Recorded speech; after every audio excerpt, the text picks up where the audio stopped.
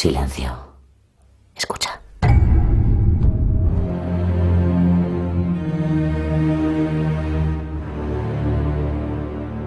Según el diccionario de la Real Academia, el anhelo es un deseo vehemente, y anhelar, tener ansia o deseo vehemente de conseguir algo. Los humanos, al menos los de esta era, estamos entrenados desde todos los puntos para anhelar, para querer siempre más, aspirar siempre a más, querer de hecho tanto y con tanta fuerza que llegamos a pensar que solo por desear con esa intensidad, el objeto, el sujeto o la posición o lo que sea deseado, ya nos pertenece. El problema para el que no estamos tan entrenados es que para el anhelador nada es suficiente. Incluso cuando consigue, tampoco tiene todo lo que había soñado, lo que había anhelado. El anhelo se basa precisamente en un paraíso que siempre está más allá, una ilusión según la cual se llenará un hueco insondable, un sueño que no tiene representación en esta realidad. Porque esta realidad, para un corazón insaciable, siempre resultará irremediablemente insuficiente. Anhelo de amor, anhelo de posesiones, anhelo de más. Y cuando se desea tanto, ¿cómo se establece el límite de lo que se puede hacer solo para conseguir? Y sobre todo, ¿quién se atreverá a establecer ese límite?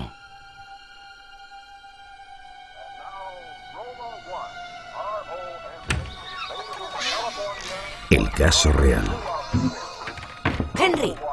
¿Qué haces sentado en el sofá? Ya he acabado mis labores, madre. ¿Qué es eso de que has acabado? Siempre hay algo que hacer en la granja. Levántate ahora mismo, holgazán. Sí, madre. ¿Dónde está tu hermano? No lo sé. Hace un rato que... ¡Edward! ¡Edward Theodore Gain! Baja inmediatamente si no quieres que me enfade de verdad. Ed, baja, por favor. Tú cállate. No se habrá metido en el baño, ¿verdad? No lo sé. Maldita sea, Henry. En esta casa está terminantemente prohibido que vayáis al baño separados. No. Como lo encuentre allí, me vais a oír. Lo siento, madre. ¡Edward! ¡Edward! ¡Edward! ¡Abre la puerta! Un momento, mamá. Como no abras ahora mismo, voy a tener que usar un llave especial. Y ya sabes lo que eso significa. ¡Ya voy! ¿Qué haces encerrado en el baño? Yo solo me estaba lavando. ¿Qué os tengo dicho de ir al baño solos? ¿Qué es eso que guardas en la espalda? Nada, no es nada. ¡Edward! Es una revista. Trae aquí. ¿Qué es esta guarrería? ¿De dónde la has sacado? La cogí del bar del pueblo. ¿El bar del pueblo? ¡Esa gentuza! Os pervierte en la mente. ¡Mírate! De tu hermano me lo puedo esperar. Pero de ti, Edward, de ti, profanando tu cuerpo como un salvaje. Mamá, no estaba haciendo... ¡Encima me mientes! ¡Bájate los pantalones! No, por favor, eso no. ¡Que te los bajes, he dicho! Mamá, te lo suplico, no lo volveré a hacer. Tenle piedad, oh Dios, según tu amor. No. Por tu inmensa ternura borra su delito. Lávale a fondo de su culpa y de su pecado, purifícalo. No me limpies otra vez con agua hirviendo. Te lo suplico. Estás sucio y hay que purificarte. Perdónale, Señor. Perdónale sus faltas. No mires su actuación. De él ten compasión.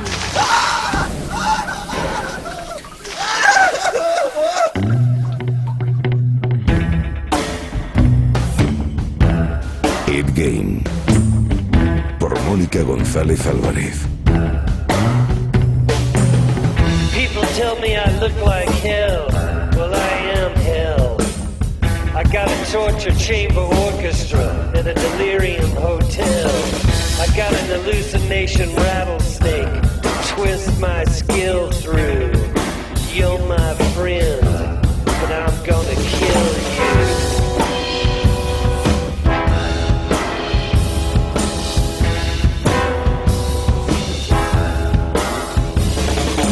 This is a story which is based on a true story which is based on a lie.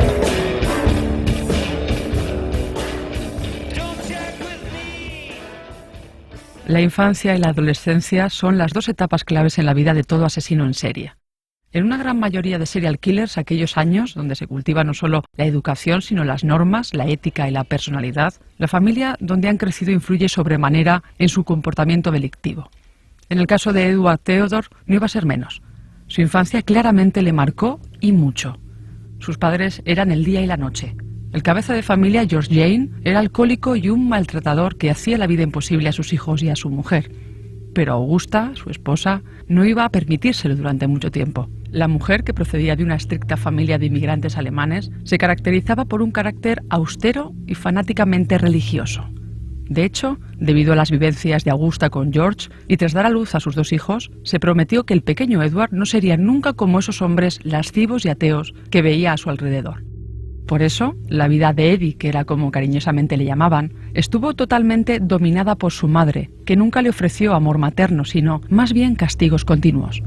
El psiquiatra Josh Emdity nos avanza cómo se forjó dicha relación. No era el tonto del pueblo. Las amas de casa confiaban en él. Le pedían que arreglara cosas como una puerta que chirriaba o una bisagra. Y siempre estaba dispuesto. Edward nació el 27 de agosto de 1906 en el condado de La Crosse, en el estado de Wisconsin, Estados Unidos.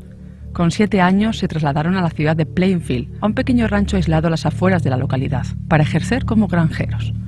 Uno de los primeros y más inquietantes recuerdos del joven Jane sobre su infancia era cuando desde la puerta del matadero de la tienda de sus padres observaba cómo abrían en canal a los cerdos con un cuchillo largo y afilado.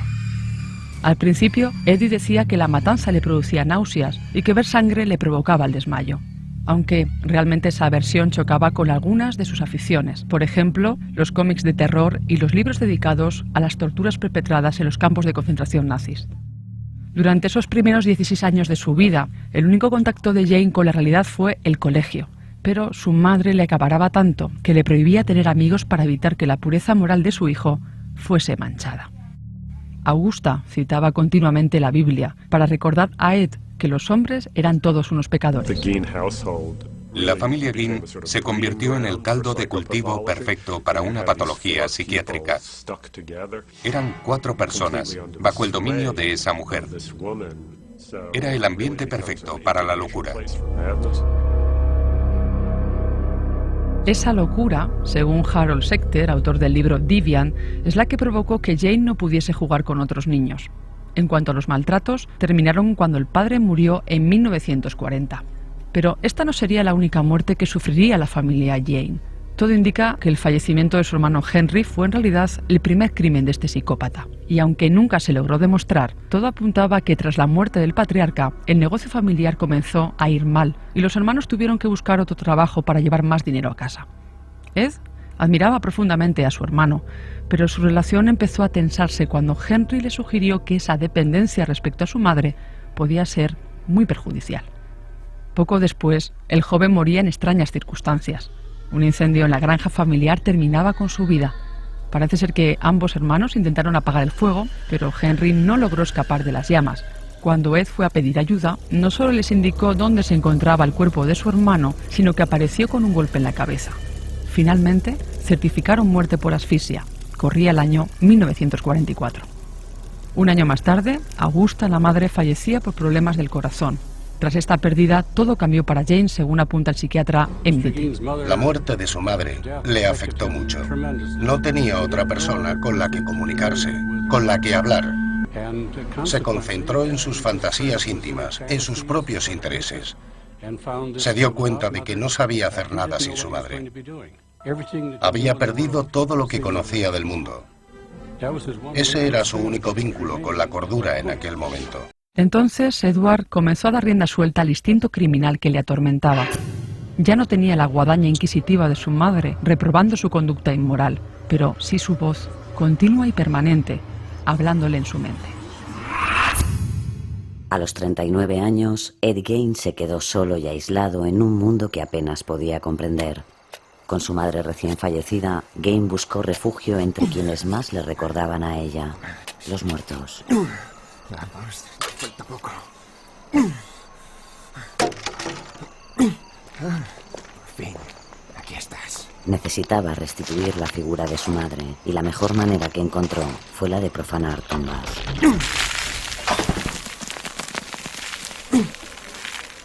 Hola, señora Adams.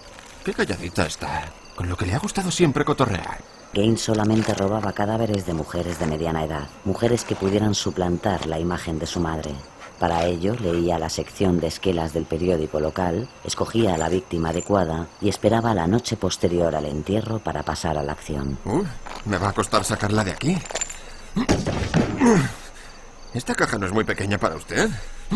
Tiene suerte de que la haya encontrado. Pero no se preocupe. Yo la voy a tratar como a una reina. Vamos.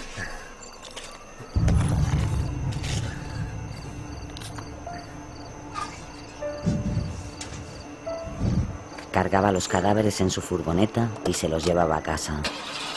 Media hora más tarde, el cuerpo de la señora Adams está sobre su mesa de trabajo. Va a proceder. Con un cuchillo afilado, empieza a cortarle la piel de la cara para su colección de máscaras. Vaya, tiene usted una piel estupenda en la espalda. Creo que me haré un chaleco con ella. Esta mañana fue su entierro, no sé si sabe. Su familia estaba muy triste. Debían de quererla mucho. Casi tanto como yo quiero a mi mamá. ¿Edward? Porque la oía. Oía a su madre por todos los rincones de la casa, especialmente cuando se traía compañía. A veces su voz recitaba pasajes de la Biblia, otras podía sentirla junto a su cama. Ahora está frente a él, sentada en su sillón. ¿Qué estás haciendo con esa buscona? Es para mi colección de máscaras, mamá. Eres como tu padre, un depravado. No digas eso, mamá. ¿Acaso crees que no he visto cómo le miraba sus partes pudendas? Mamá, por favor. Sé lo que estás pensando. Quieres hacerte una braga con sus partes, como hiciste con aquella ramera en verano. No, no es eso, mamá. Con ella no. ¿Dices que miento? ¿Acusas a tu madre de mentir? Ay, desgraciado. No fui lo suficientemente dura contigo, pero arderás en las llamas del infierno, como ardió tu hermano. ¡Basta, mamá! Tú le mataste. ¡Tú mataste a tu hermano! ¡No, no, no! Jane deja caer el escalpelo y se tapa los oídos con ambas manos. Pero en ese momento, el frío brazo de la señora Adams lo agarra con fuerza de la camisa. El cadáver, desde su punto de vista, le habla, pero la voz que sale de aquella boca sin vida es, en realidad, la de su madre. Le mataste porque le tenías envidia. Yo no fui. Solo nos peleamos. Él decía cosas horrorosas de ti. Decía que eras una mala persona, que nos manipulabas. Le tiraste al fuego para que se quemara. Yo solo te quería defender. ¡Le tenías envidia! ¡Es verdad! ¡Cállate! ¡Cállate, cállate! ¡Te odio! Clava una y otra vez el cuchillo en el rostro del cadáver. Para cuando la voz de su madre desaparece, la cara sin vida de la señora Adams ha quedado destrozada, una pulpa de carne. Mamá. Mamá. Mamá, ¿estás ahí? Mamá, vuelve, por favor. Vuelve. Mamá. Agotado, se queda dormido y abrazado al maltrecho cadáver. Aquello era lo más parecido que podía recordar al abrazo siempre anhelado de su madre.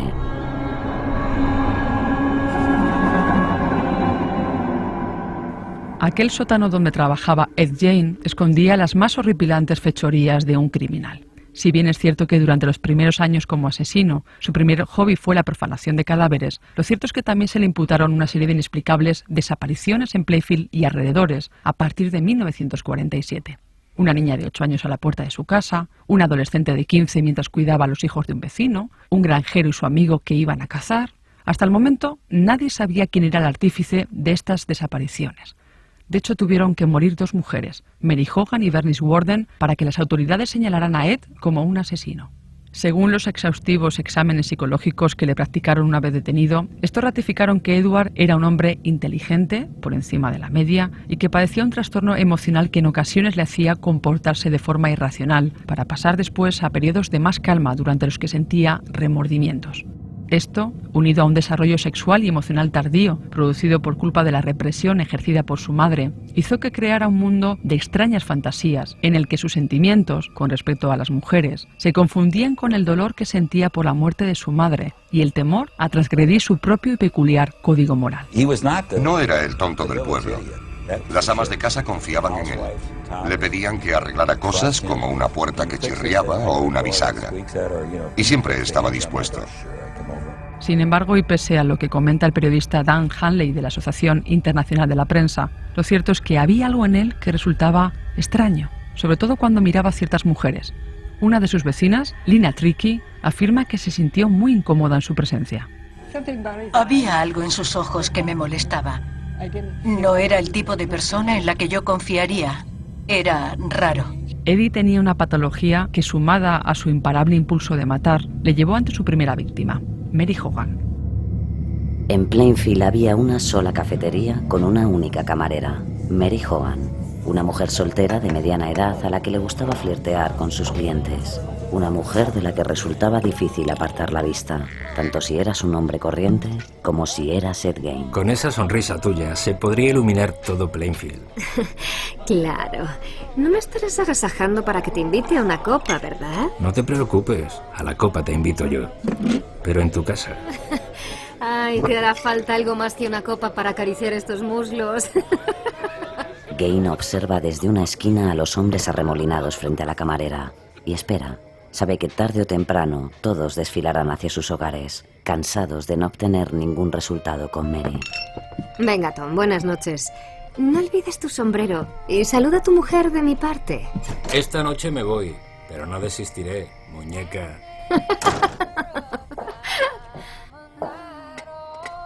Cielo, vamos a cerrar. ¿No te quieres ir a casa? ¿Me pones otra cerveza, Mary, por favor? Estoy agotada.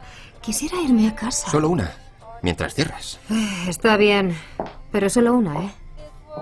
Mary se acerca al surtidor de cerveza y Gein hace el mismo recorrido por fuera de la barra. Saca el viejo revólver de su padre y apunta al pecho de Mary. Mary. ¿Sí? ¿Qué es eso? ¿Qué haces?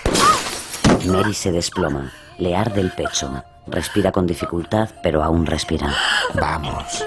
Es tu turno, Mary. Y le golpea en la cabeza. Mary pierde el conocimiento.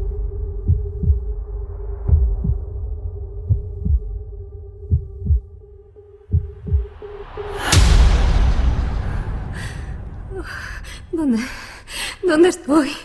¿Sabes? Mañana habrá luna llena. Y necesito...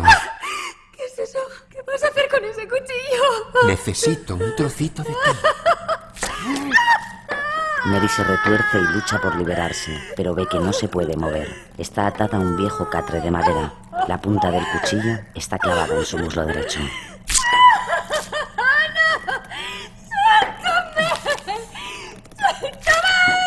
¡Date quieta! Necesito trabajar.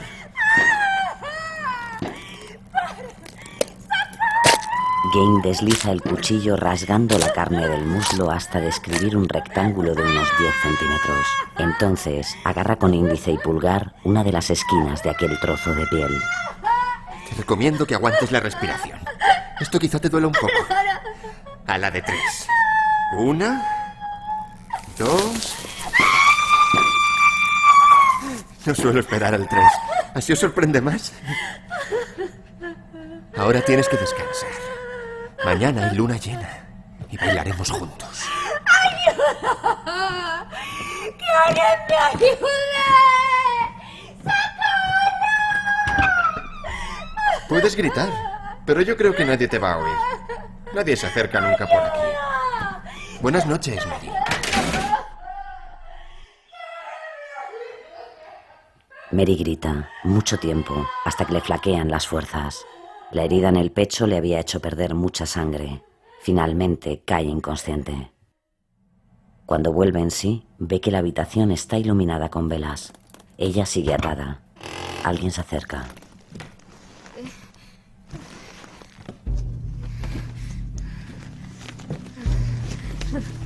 Ah, estás despierta. Hay una luna preciosa. ¿Qué llevas puesto? ¿No te gusta? Ahora soy como tú. Soy una chica. Las noches de luna llena, Gein se vestía con su disfraz de mujer. Le había costado años confeccionarlo. Estaba hecho de piel humana. En el sexo había colocado la vagina de una de sus víctimas. Estás loco. Suéltame, por favor. ¿Aún no has visto lo mejor? ¿Me prometes que serás sincera? Se acerca la mano a la cara, colocándose una máscara hecha con retales de piel de sus víctimas. Señala un punto en la frente. ¿Reconoces este trocito de aquí? Creo que sí. Ha valido la pena. Tienes una piel preciosa. Me van a matar. ¡Hora de bailar! Ed Gein empieza a dar vueltas alrededor de la cama, bailando al son de su propia voz. En su mano derecha lleva un hacha. Donde haya odio, ponga yo tu amor. Donde haya ofensa, ponga yo amor. Donde haya error, lleve la verdad. Donde haya miedo, ponga la esperanza. El primer golpe cercena el brazo derecho de Mary a la altura del codo. Donde haya tinieblas, pongo yo la luz. Donde haya odio, pongo yo tu amor. Sí, Señor, haz de mí un instrumento de paz. La cabeza de la mujer cae de la cama. Gein se agacha a recogerla. Con la máscara aún puesta, la besa. Nunca antes había besado a una mujer, pero Mary es especial. Es su primera víctima. Luego baja hasta el comedor y le hace a la cabeza de Mary el hueco que se merece junto a las otras cabezas de su colección.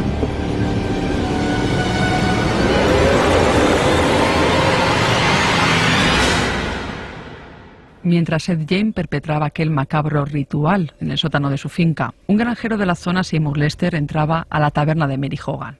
Era la tarde del 8 de diciembre de 1954. Seymour entró al local, que estaba abierto e iluminado, pero completamente vacío. Todo era muy raro. Entonces comenzó a llamar a Mary y nadie contestaba. En ese momento vio una gran mancha de sangre en la puerta que daba a la habitación trasera. Llamó al sheriff para pedir ayuda y cuando llegó con sus ayudantes, siguieron esas manchas de sangre que conducían al aparcamiento. El coche de Mary seguía aparcado allí y la mancha de sangre terminaba al lado de unas huellas recientes de un camión. Junto a ellas se toparon con un cartucho de pistola calibre 32. Las evidencias apuntaban a que Mary había sido asesinada y que habían arrastrado su cuerpo hasta un coche que esperaba fuera. No había ninguna señal de lucha. No habían robado dinero de la caja registradora y tampoco parecía haber ningún motivo para tal crimen. Las noticias sobre este misterio se propagaron con rapidez. A medida que pasaban las semanas sin que las autoridades encontraran nada nuevo, una pregunta surgía en todos los corrillos. ¿Qué le pasó a Mary Hogan? Curiosamente, en una de esas conversaciones participó el mismísimo Ed Gein, un mes después de los hechos. Su antiguo vecino, Fred Rain, recuerda cuál fue la supuesta broma que hizo este criminal. Recuerdo que una vez alguien le comentó la desaparición de Mary. Él contestó que estaba en casa, en la granja, pero nadie le hizo caso. Todos conocíamos a Eddie y no le creímos. Desgraciadamente, decía la verdad. Él la había asesinado. Pero Mary Hogan no fue la única víctima que pasó por la sala de operaciones de su sótano. La ferretera Bernice Warden fue su siguiente invitada, en la que poco después se denominó la Granja de los Horrores. Bernice y Mary tenían algo en común para Jane. No eran buenas mujeres. Llevaba demasiado tiempo solo, sin la compañía de un cadáver. La mañana del sábado del 16 de noviembre de 1957 decidió que ya era hora de volver a traer una invitada a casa. Así que esconde el rifle de caza bajo su gabardina y conduce a la ferretería del pueblo. Allí encontrará a quien busca. Hola, Bernice. Ed, qué susto me has dado. Me pillas a punto de cerrar. Estoy esperando a que Peter venga a recogerme. Bernice Warden es la dueña de la ferretería. Una mujer de mediana edad que recientemente se había separado y disfrutaba de su soltería. ¿Quién es Peter? Pues mi novio. Oye, pero ¿a ti eso qué te importa? No estuvo bien que abandonaras a tu marido. ¿Cómo dices? Ed siempre escogía como víctimas a mujeres a las que en vida su madre siempre categorizaba de dudosa moralidad. Personas que, al parecer de Augusta, debían ser castigadas por sus pecados carnales. Mi madre dice que el matrimonio es para toda la vida. Tu madre está muerta, Ed. Deberías dejar de pensar como ella. Bueno, ¿qué necesitas? Quiero 1 litro de anticongelante.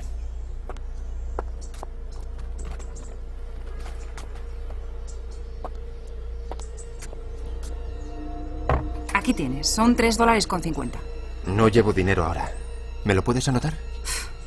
Está bien, te lo anoto. Mientras Bernice apunta su nombre en el libro de cuentas, Ed aprovecha para desenfundar el arma. Bernice no lo ve venir.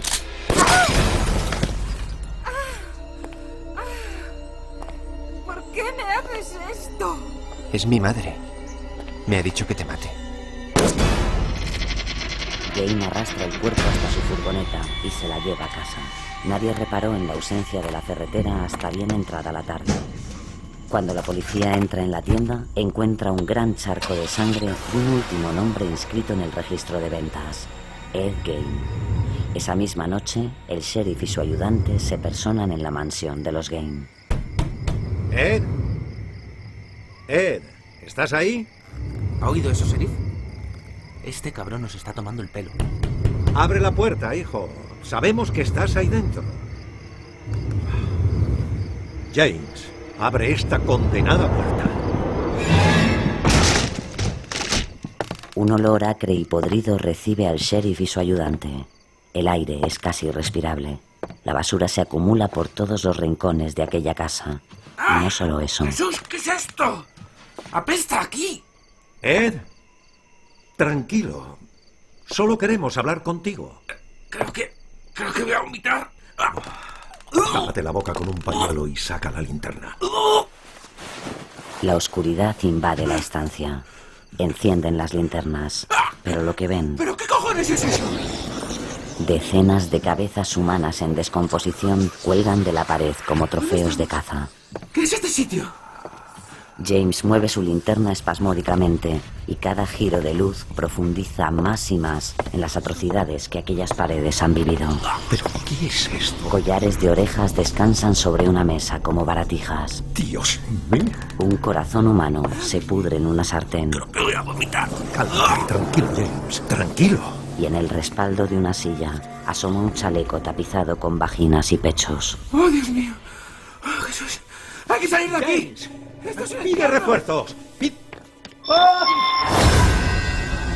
Algo me ha tocado el pie. Instintivamente, el sheriff apunta primero con su arma y después con su linterna para encontrarse con la cabeza de Mary Hoban, o lo que queda de ella. Pero un ruido en la habitación de al lado saca al sheriff de aquel trance. ¡James! ¿Dónde estás? ¿Ed? ¡Sal con los brazos en alto! ¡No hagas ninguna tontería! ¡Voy armado! ¡Sal de donde estés! En ese momento, algo le roza el hombro. Gira sobre sí mismo apartándose todo lo que dan sus piernas y ve un bulto moverse a pocos metros de él. ¡No te muevas, hijo de puta! ¡Pon las manos donde pueda verlas! Apunta al bulto con la linterna. No es Gein.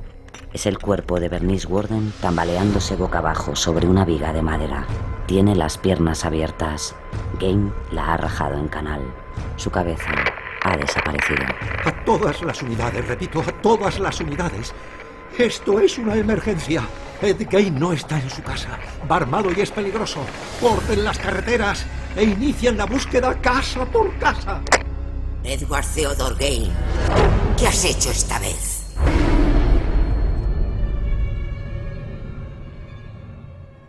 Esa misma tarde, el sheriff y su ayudante no pillaron en casa a Jane. Curiosamente, el asesino había recibido la visita de un amigo de juventud y de su hermana, Bob y Darlene Hill, y les había acercado al pueblo para comprar una nueva batería para el coche.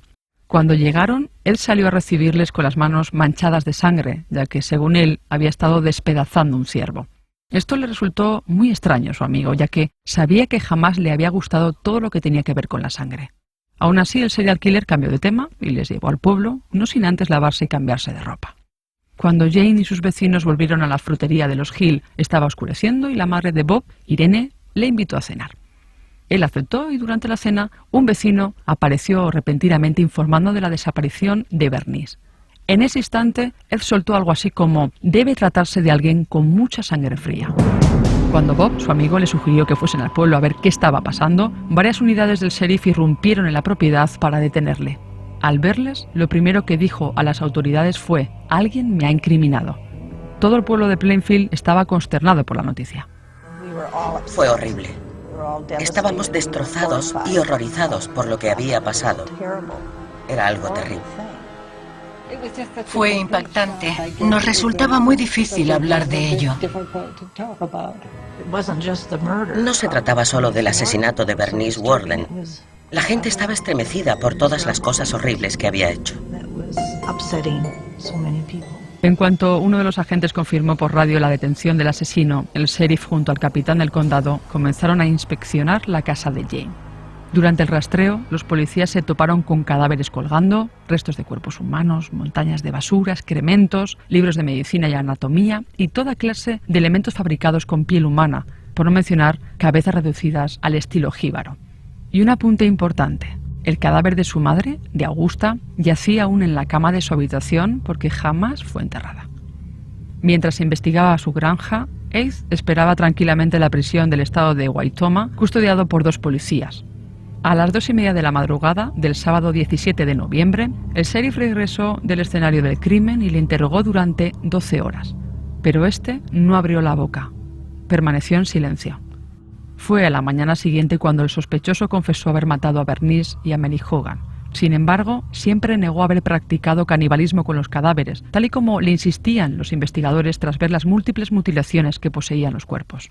Cuando los detectives le preguntaron por los otros cadáveres que encontraron en el sótano, Ed Gein afirmó que los había sacado del cementerio tras profanar sus tumbas. Eso sí, negó haber practicado sexo con ellos. En ese instante, la prensa pasó a bautizarle con el apodo de El Carnicero de Plainfield. Acababan de destapar a un monstruo que estaba escondido, afirma el doctor Emdity. Gein es un ejemplo de monstruo escondido. Sus vecinos no lo conocían. Les daba una imagen de normalidad. Tuvo puesta una máscara de cordura hasta que fue descubierto. Después de pasar las Navidades en un hospital psiquiátrico, el 6 de enero de 1958 el acusado escuchó impasible, comiendo chicle, el testimonio de 3 psicólogos. Junto a él y antes del veredicto, el periodista Dick Leonard pudo ver al hombre enfermo y asustado que se escondía detrás del monstruo. Le miré y él me miró. Noté que estaba nervioso. Tenía miedo. Me preguntó varias veces qué le iban a hacer. Tenía mi mano apoyada en el banco. Se acercó y me la cogió como si yo fuera su madre o alguien parecido. Finalmente, el juez aceptó las recomendaciones de los expertos y Ed Gein fue internado en el manicomio del estado por tiempo indefinido. No obstante, la decisión judicial levantó una oleada de protestas entre los vecinos, hasta tal punto que un día antes del Domingo de Ramos, en marzo de 1958, la famosa Granja de los Horrores acabó en llamas. Un tremendo incendio terminó con toda la propiedad para alegría de una de sus vecinas, Joan Lindstrom. Nos alegramos de que ardiera. La prensa ya no nos molestaría más y dejaríamos de tener turistas por el pueblo para ver la casa del terror de Ed Gein. Los crímenes de Ed Gein y sobre todo la extraña y enfermiza relación que mantenía con su madre inspiraron directamente la novela Psicosis de Robert Bloch, que más tarde sería adaptada al cine gracias a Alfred Hitchcock. También el asesino de la película de La Matanza de Texas o la película The Ranget de 1974 protagonizada por Robert Blossom. Lo irónico de esto es que a pesar de la locura de Norman Bates, de lo aterrador de Leatherface con su sierra y de lo patológicamente enfermo que estaba Buffalo Bill, Gein era peor. Reunía a todos esos personajes. Nunca podremos saber realmente qué es lo que convirtió a Ed Gein en lo que era, un verdadero psicópata. Pero tras los homicidios perpetrados por el carnicero de Plainfield, esta pequeña ciudad americana jamás volvió a ser la misma. Nada volvió a ser como antes. Aquellos crímenes los cambió para siempre.